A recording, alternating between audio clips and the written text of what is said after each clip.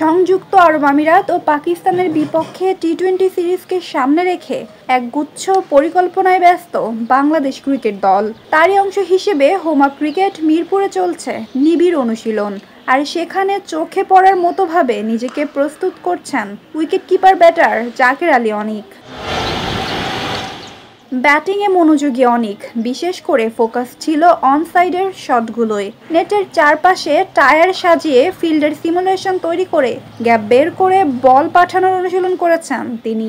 এই অনুশীলনের পেছনে ছিল পরিকল্পিত কৌশল। আর এই বিশেষ অনুশীলনে তার পাশে ছিলেন ফিল্ডিং কোচ জেমস প্যামেন্ট। ব্যাটিংয়ে শটের সময় গ্যাপ খুঁজে বের করার কৌশলে সাহায্য করেছেন তিনি।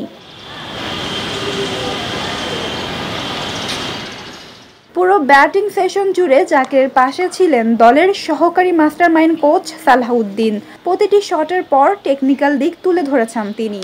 ব্যাটার মুভমেন্ট, পজিশনিং সব কিছুতেই ছিল তার তীক্ষ্ণ নজর। জাকেরকে নিয়ে আলাদা পরিকল্পনা রয়েছে টিম ম্যানেজমেন্টের। মিডল অর্ডারে দ্রুত রান তুলতে এবং ফিনিশিংয়ে ভূমিকা রাখার মতো দায়িত্ব দেওয়া হতে পারে তাকে। এই সময়ের মধ্যেই পাশের নেটে তাওহিদ হৃদয়ের সঙ্গে কাজ করেছেন প্রধান কোচ ফিল সিমন্স। সিমন্সের নজরও ছিল খুঁটিনাটি সব বিষয়ে। টি-20 ফরম্যাটে দ্রুত পরিস্থিতি পড়তে পারা এবং আগ্রাসী ব্যাটিং করার মতো স্কিলই আলাদা করে চিনিয়ে দিয়েছে জাকের আলী অনিককে। আসন্ন সিরিজে সেই স্কিলই কাজে লাগাতে চাইছে টিম বাংলাদেশ।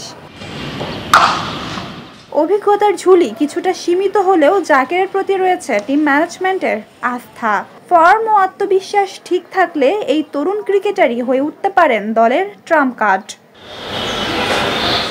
জাকেরের প্রস্তুতি ও পরিশ্রম দলে গুরুত্বপূর্ণ ভূমিকা পালন করতে পারে, আর তা বলার অপেক্ষা রাখে না। এখন দেখার পালা মাঠে কেমন পারফর্ম করেন তিনি। নাজিফা তাসনিম, ক্রিকেট 97।